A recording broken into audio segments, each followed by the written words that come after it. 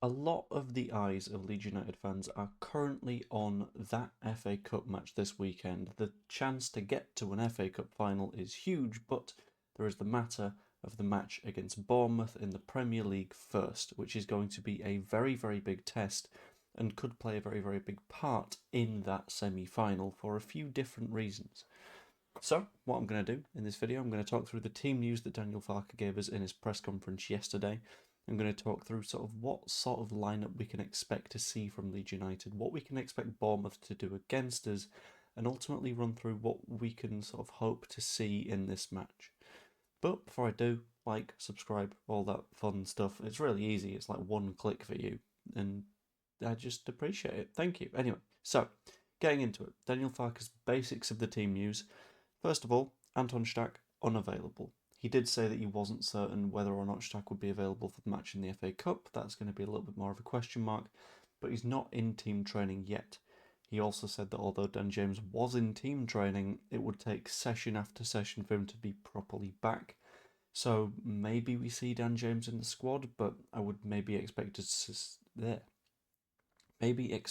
see Buonanotte in the squad. James just left out for this one, and then maybe back for the FA Cup. Joe Rodon, however, is back. There is a reason that he played in our most recent match, and that gives us a sort of interesting decision to make. Sorry, you saw baby's head there. And it gives us a sort of interesting decision to make on this one. In addition to that, Daniel Farke specifically said that this match will not be affected by the FA Cup semi-final. There won't be any excessive rotation, there won't be massive changes, we won't be resting a bunch of different players.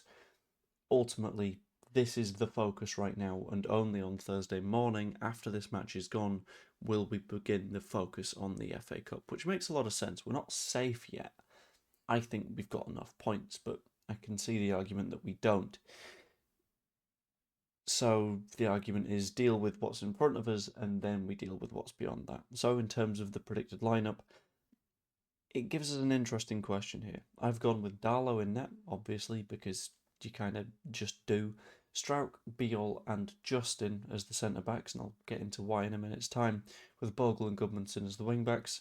Tanaka and Ampadu in midfield. Basically, it's unchanged. Aronson and Okafor behind DCL. It is unchanged because I think we did pretty damn well in the most recent match that we played. We did pretty well against Scum. We're looking pretty good. Wolves were just turned into dust and then we eased off a little bit. I think it's a perfect lineup right now for what we've got fit, and it's just a question of what happens going forwards. The reason that I've gone with no Rodon is even though Farke said that it wouldn't be massively affected by the FA Cup, I think even then it might be too early to start Rodon. There's a reason he got about 5 minutes in the most recent match rather than starting, and I think being like 4 days after that, you don't want to throw him in a little bit too early, risk an injury, especially with the FA Cup ahead of us.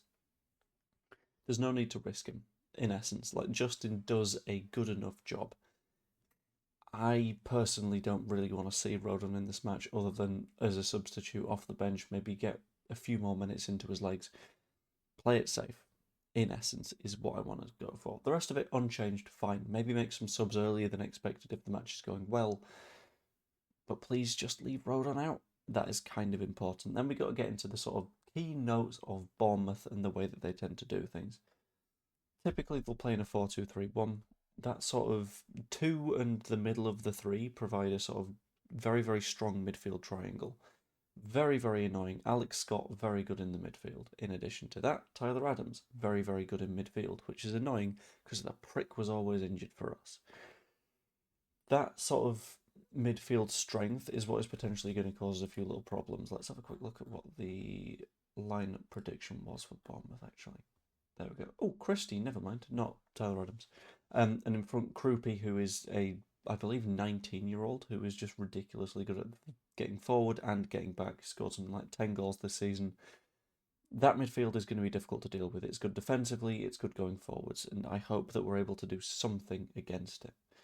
In addition to that, in the wide areas, they are very, very dangerous. Evan Nilsson isn't a player that excites me too much, which is sort of fine, but the player that I think is a big risk for us is Ryan. Ryan is a genuine wonder kid. I'm very surprised that when he moved to Europe, it was Bournemouth he went to, and I can't see him staying there for too long.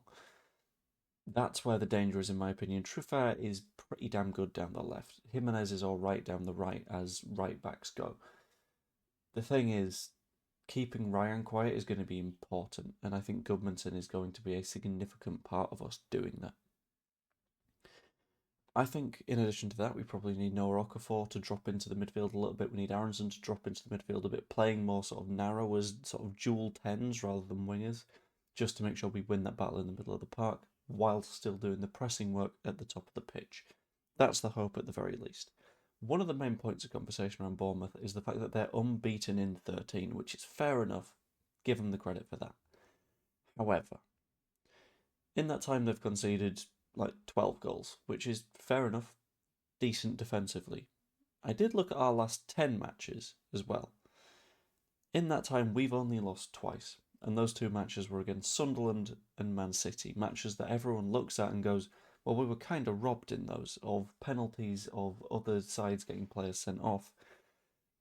We should have not lost those games, and in those 10 matches, we've conceded 7. Over that period of time, we've got a better defence than Bournemouth do, which is sort of interesting, which says that when we're trying to sort of hold on to a match, we're looking pretty damn good. I've not got any complaints in the slightest.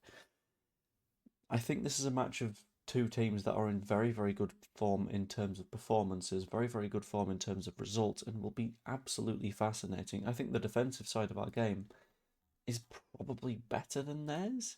And I know that might be a little bit of a stretch to say because Bournemouth are doing pretty damn well this season.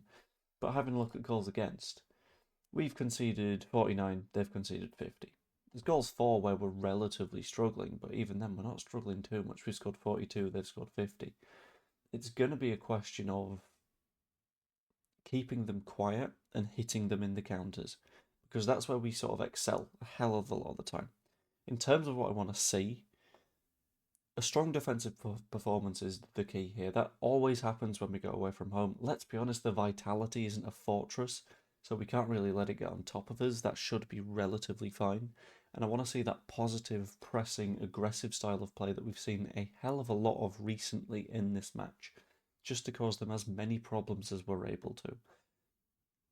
But whilst it would be nice to do very, very well in this match, what I want to see more than anything else is a fit and healthy side. Yes, I might be being selfish. I'm going to Wembley. A clean bill of health would be lovely coming out of this match. But if we unnecessarily risk players and jeopardise our first FA Cup final in God knows how long, it's going to be a little bit of a pain. Ultimately, I can see this match ending something like 1-1, 0-0, nothing too fascinating. I'm not going to be too mad if we lose because Bournemouth are a very, very good side. I wouldn't be too surprised if we win because we recently have also been a very, very good side. And I think there's going to be something in this one for us. I'm going to go with, sorry, I like being an optimist. I'm going to say we win 2-1, but realistically, a draw is also very much on the cards. Let me know what you think in the comments down below. That'd be massively appreciated. Subscribe, like, be a channel member, all that kind of stuff. I'll be over on Big Up for the watch along with Jer later on. It should be a good time. I hope you enjoyed the video, and I will see you all later. Toodaloo.